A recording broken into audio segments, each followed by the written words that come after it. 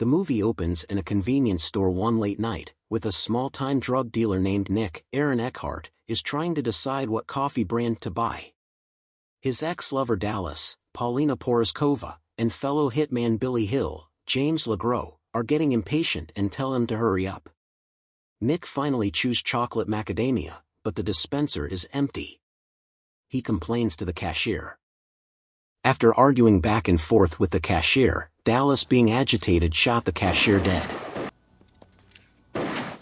Then, police officer entered the store. Nick wore the cashier's uniform and served the officer, but when he is about to leave he noticed the blood. Although we did not see his last fate, it is highly likely they murdered him. The next morning, Nick shows up on the doorstep of Casey Wells, Thomas Jane, an old partner from his days as a drug dealer in Los Angeles. Casey has cleaned up his life. He is now a married architect and is looking to adopt a child with his wife. Nick leaves a couple of suitcases in Casey's guest room before leaving to run some errands. After Nick leaves, Casey becomes suspicious of one of the suitcases and eventually opens it to find it filled with heroin. After calling Nick to yell at him for bringing drugs into his home, he disposes of all of it in the kitchen sink. Ice, Glenn Plummer, a Jamaican Rasta hitman, enters Casey's house and is about to kill him, but Casey manages to persuade him to have a last smoke of marijuana.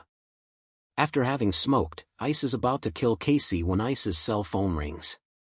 Ice begins to rap over the phone in an effort to clinch a record deal, and Casey seizes the moment and knocks him out.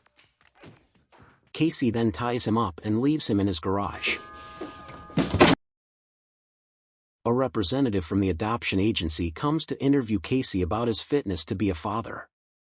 The representative is particularly curious to know what Casey did for several years when he lived in LA, as there is no account of his time there. Casey tries his best to cover up his past as well as his recent encounter with the hitman. During the interview, Dallas, who wants the money that she believes Nick left with Casey along with the heroin, shows up. She scares away the representative from the adoption agency by telling a story about Casey's drug dealing and murdering past. When left alone with Casey, Dallas questions him about the money's whereabouts. Angry that he cannot help her, she decides to kill him. But not before she ties him up to a chair, fellates him to force an erection, gets naked and proceeds to mount and rape him. She tells him she will not kill him until he orgasms, and she plans to go on until she makes him get an orgasm. Delivering on her word, she reaches multiple orgasms, but gets no results from him. While Dallas reaches a third orgasm, Hill breaks in and shoots her, splattering her blood all over Casey, his walls and his floor.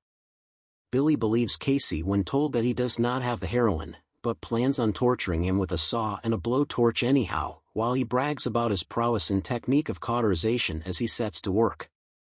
Hill is interrupted by cops ironically raiding the house next door. As Billy checks on it, Casey is able to loosen the tape around his wrists and grabs a frying pan and sits back down. Billy returns and tells Casey the cops got the wrong house. As he is about to proceed, he notices something is wrong. But catching Billy off guard, Casey overpowers him and leaves him in the garage. Nick calls Casey from a payphone, apologizes for everything and admits he had stolen the heroin and money from the police. After he hangs up, it is revealed to us that Nick has been shot and is bleeding severely, seemingly about to die. Finally, a corrupt cop, Mickey Rourke, arrives with a bag which contains Nick's head. He gives Casey until 7 p.m. to find the money but tells him that he does not care about the heroin. The cop then sees the garage with Ice and Billy tied up and Dallas dead and unloads a magazine into Ice and Billy. He then tells Casey to throw them out as it is garbage day. In the end, Casey calls Ice's boss and tells him that the heroin is being auctioned off at 7 p.m. at his house.